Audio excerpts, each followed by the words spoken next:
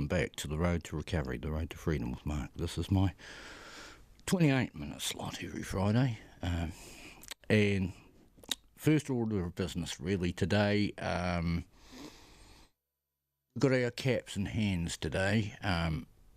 We really need some sponsorship to keep this program and to keep Arrow going. So my first little part for the show today is a plea. If you know anyone who's interested in sponsoring, and it doesn't have to be like sponsor a full program, it can just be a contribution towards.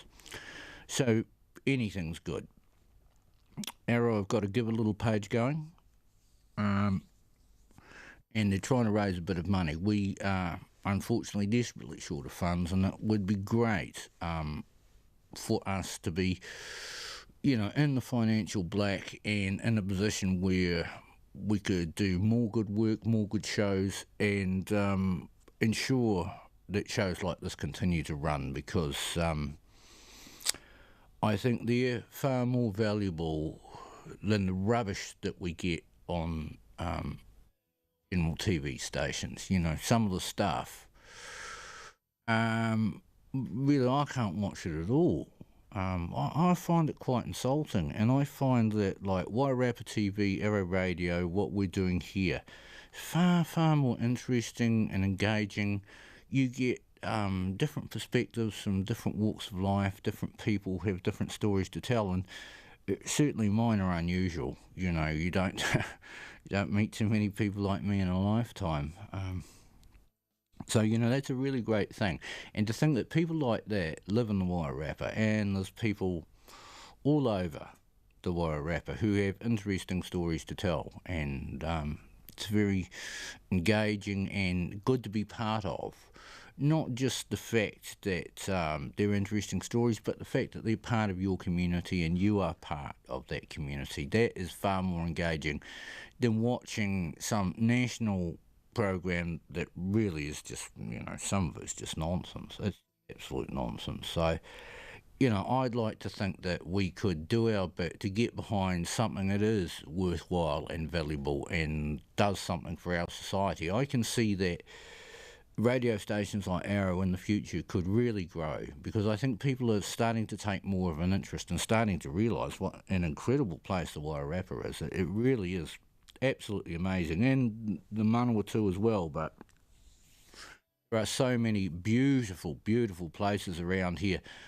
I drive in Pahiatua every Friday, and just looking up at the mountains and all that, and watching spring roll through and watching the magnolias this year, what a treat. They were just spectacular, and all the lambs in the fields, boy, they're putting on the condition. It's great to see spring roll through. It's not over yet, and the heat of summer isn't here to torture us just yet, but what a fabulous time of year. Amazing, and really good to be alive. And that moves on to the last point I'll make before starting my story, and that is the fact that nothing ever stays still in life. You either choose to improve, to become more mindful, to engage, to grow, even to metamorphosize, if you like, to evolve into a better person, a happier person, or engaged creature.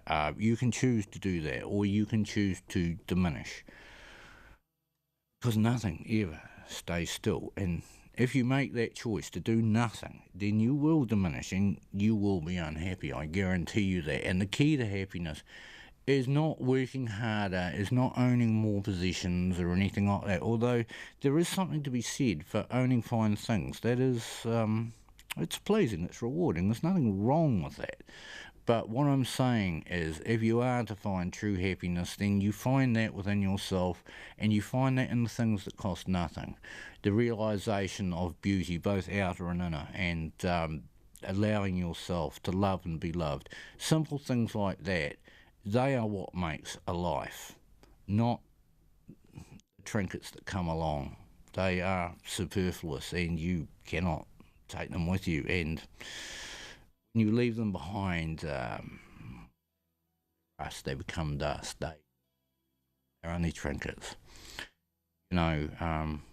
The things you do they have a ripple effect through other people's lives throughout time, even after you're gone. What you did in your lifetime will affect someone younger, and if that is good and if that is positive, and you give them something that they can in turn pass on, then that is a treasure, a taonga that you pass on. And that, I suggest to you, is what's truly worth pursuing. Alright, on with today's story. This one's out of Africa. This one is the Kalahari and the Chobe River. 4 of us struck out north from Pretoria, South Africa. We headed to the thirsty land of the Kalahari. Seedy, Wayne, Dave and myself had bought a car in Johannesburg and were driving up to the Chobe River on the far side of the Kalahari Desert. We planned to drive the length of the Kalahari to one of the 3 great river systems to the north. Our aim was the Chobe National Game Park in Botswana. Our first day's drive from Pretoria was a mixture of exhilaration and trepidation. First, there was the reassurance of farms and horticulture made possible with irrigation. South Africa, for all of its shortcomings, still had well-organised systems in place, which made life possible in tremendous heat. When the Dutch first crossed this place, they named them the Thirsty Lands. Driving over the border from South Africa to southern Botswana was like day to night. Suddenly the desert proper began looking reminiscent of the Australian outback. A large straight motorway led us into sandy, rather barren land that had not seen rain or water in a long time. Occasionally the motorway opened out and doubled up as a landing strip for planes. There was very little game around as a result of little foliage. The little we saw in our travels looked half-starved. We planned to spend as little time as possible in the southern park's lands and head for the promise the northern rivers provided. There are 3 great river systems in the north. The Okavango, which starts life in the Angolan heights and floods erratically through northern Botswana. Secondly, the Kuanda River starts in Namibia and again erratically floods marshlands until it becomes the Chobe River system in Botswana. The Chobe then meets the mighty Zambezi, which flows down from Zambia, and they become the amazing Victoria Falls on the Zambia-Zimbabwe border. We were heading to the Middle River system, where it turns into the Chobe River in a well-established national park. It boasts some of the greatest concentrations of game anywhere in Africa. The water and the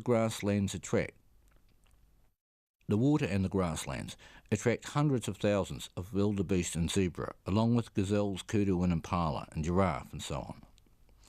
They in turn attract lions, leopards, cheetah and hyena. Most impressive of all, however, are the tens of thousands of elephants this good grazing attracts. Before we reached the grassy north, we had to battle through the parched south. We pulled into a small town in the middle of nowhere after trying a shortcut which resulted in some damage to the car. While refuelling and getting repairs done, we stopped for a Coke and were mobbed by about 100 local kids. We were told most of them had never seen a white man, and they delighted in pinching the hair on our arms to make sure we were real. The children were full of life and very clean considering the lack of water. We pushed on hard north, driving from dawn until after dark, and managed to spend only a few nights in the desert, camping where and when we had to. After stopping in another nowhere town, Seedy decided to rattle off a few photographs. Unfortunately, he accidentally photographed some mud huts surrounded by razor wire, with a sign saying military installation on it. Before long, a jeep turned up on the scene, and at first the boys in the back holding AK-47s were all smiles for the camera. Suddenly, however, their sergeant took exception to what we were doing, and angrily demanded to see our film.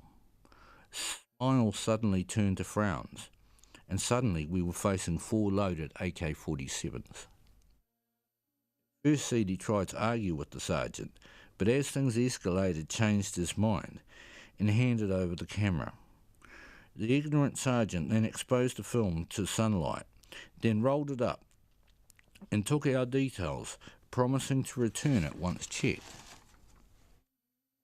This at least diffused the scary situation, and the privates shouldered their weapons. Life is cheap in Africa, and I truly feared for our lives for a few minutes. Couldn't get out of that town fast enough, and it was good to get back on the road north. After a few more days of motoring through the desert, we finally started to see some green trees and increased amount of scrub and life. Then one day, I came round a corner, and all of a sudden 3 elephants were wandering across the motorway, blocking our way. For a few seconds I was too stunned to do anything as these massive animals ambled along. This was our first introduction to the Chobe area, and stunned us all to see these great creatures wandering free in the open.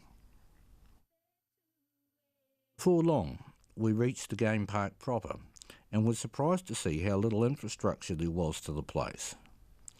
There were a few safari-styled places set up, but other than that, no real camps as such.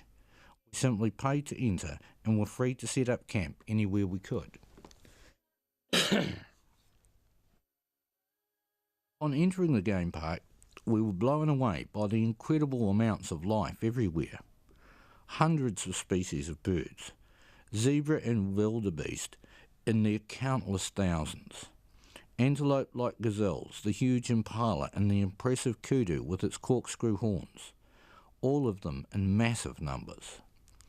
Many other game like giraffes and hippos were also common along the river, but the most impressive of all was the vast number of elephants wandering freely. All of these animals in turn attracted huge numbers of predators like lions, cheetahs, leopards and hyenas. Okay, I will take a little bit of a break there. I'll play you some. What will I play you today? I'll tell you what. I'll play you Edible Flowers, which is a little bit on depression. Obviously suffered by Neil Finn. An exceptional piece of work, a Kiwi work, and sad but beautiful. I hope you like it.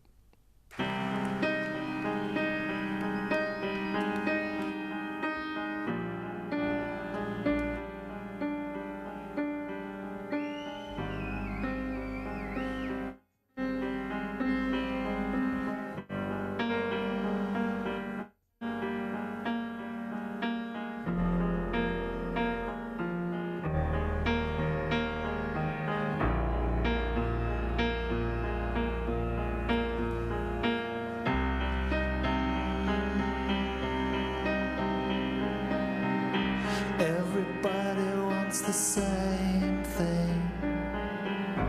Everybody wants the same thing. To see another birthday.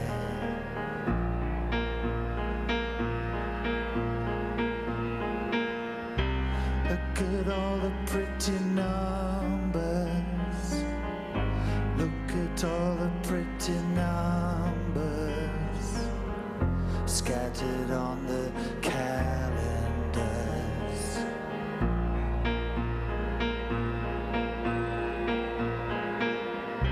I can see my reflection. I can see my reflection in the shop window.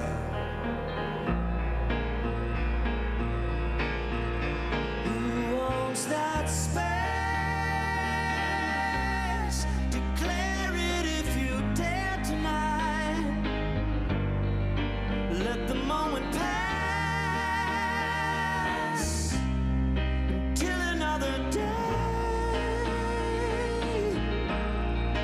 Bright lights dissolve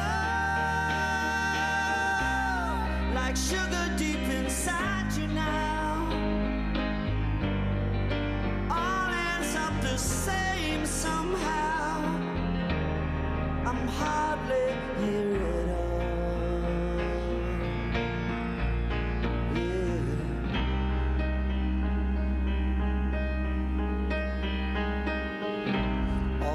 trash and the treasure, all the trash and the treasure, all the pain and the pleasure.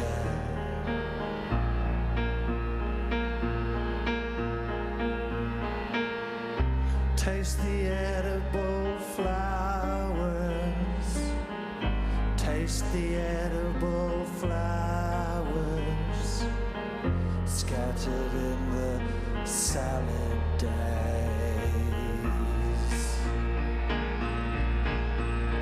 Who wants that space? Declare it if you dare tonight. Don't let the moment pass until another day. Bright lights dissolve like sugar deep inside you now. Still the rain keeps coming down. I'm hardly hear it all. Everything's gone quiet now. I'm hardly hear it all.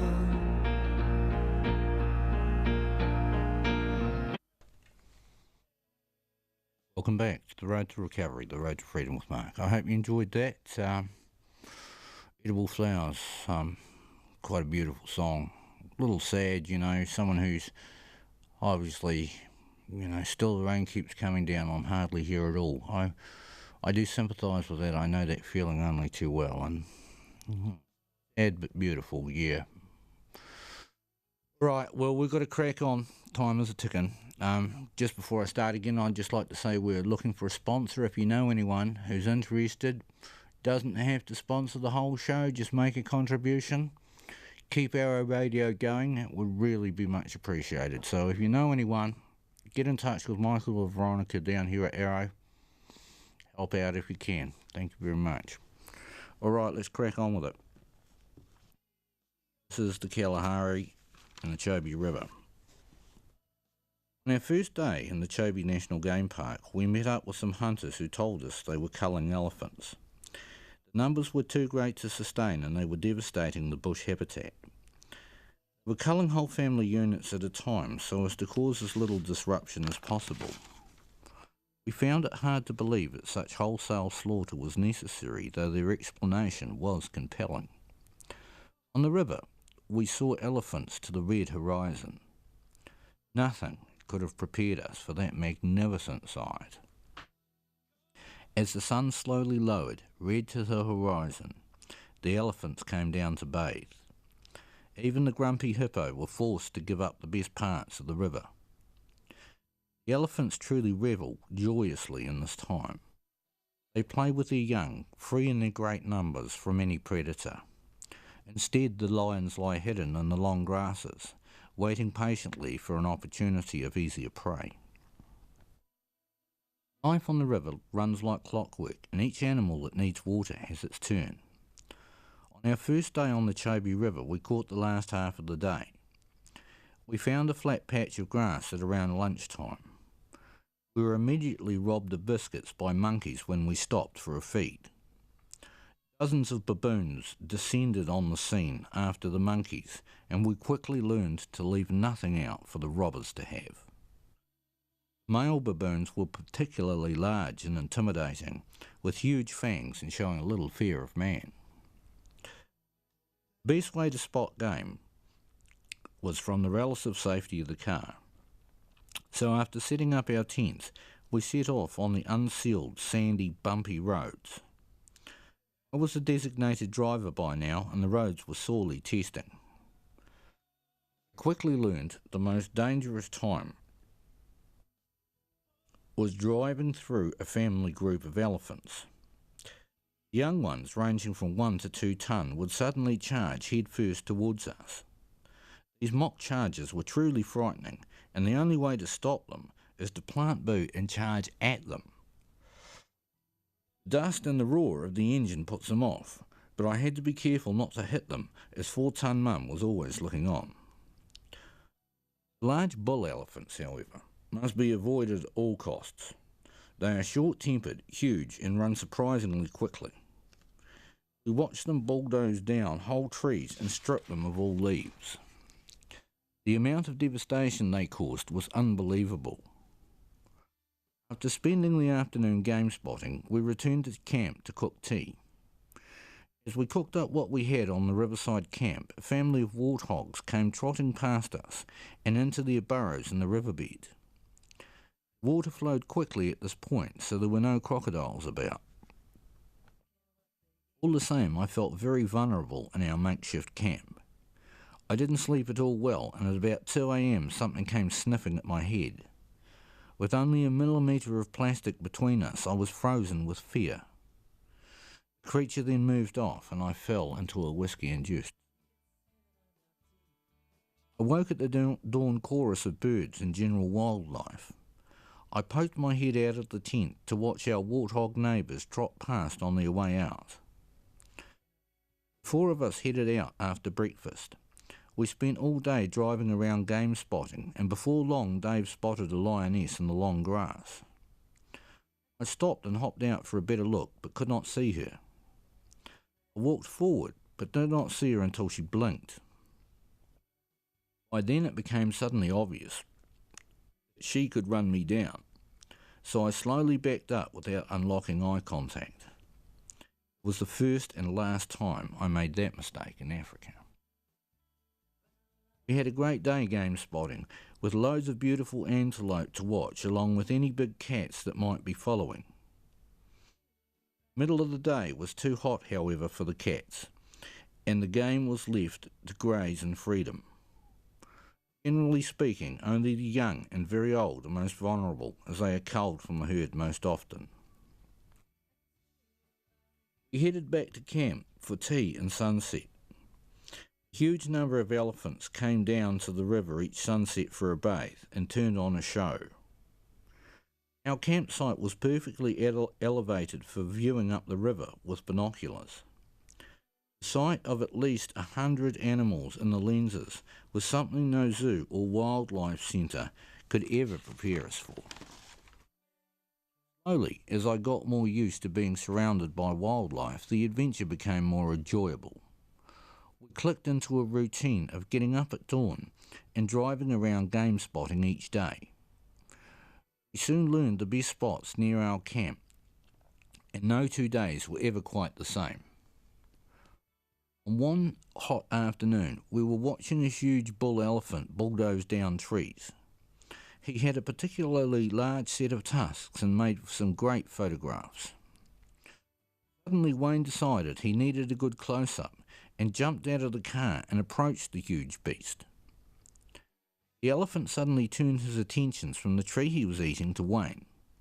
The bull stamped his foot and flared his great ears in warning, but Wayne remained oblivious, happily snapping off some great shots. The bull then trumpeted, stamped his huge foot, and it was all too late for Wayne as he began to charge. "I'm out of here," I shouted to Wayne, and turned away, planting boot as I went.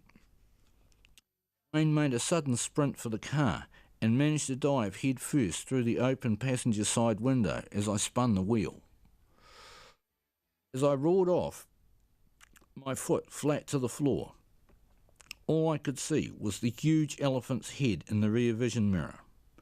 I could feel the ground shaking as he charged after us. Luckily, I had just enough power to outsprint the bull and slowly pull away from him, with Wayne hanging halfway out the window. Far too close for comfort. After that incident, we made sure not to push our luck too much, as these animals were truly wild and had little fear of man. At one point the road was blocked by a troop of baboons, with one particularly belligerent male that parked himself in the middle. I got out to shoo him away, only to come darting back in as he screamed and charged at me. We soon learned not to underestimate any of the wildlife about. Living conditions were the most basic at our makeshift camps. The river water was unusable because of bilharzia, a nasty waterborne parasite that destroys the liver and has no cure. We were also limited by our food stores, which were rationed carefully. Luckily enough, there were no more incidents at camp, so we were able to adapt to the routine of the river. Each morning, our warthog neighbours would parade past at dawn as we made breakfast. We spent each day trying to spot new species as well as our favourites. The giraffe were always fun to watch, as they looked so awkward as they stooped knock-kneed to drink. Although ungainly to look at, they made for great watching as they grazed high up on the trees. Pretty much every species has some impressive attribute, from the grace of the antelope to the stealth of the predators, to the massive horned water buffalo, the ugly-looking wildebeest, the beautiful zebra, and all the other grazers. Most impressive of all, however, were the massive elephants with their huge tusks and trunks. To my mind at least, they were the kings of the jungle. Despite the hardships we had to endure, our time at Chombe was over all too soon. But I feel we left a little piece of ourselves there, and took a little of that place with us.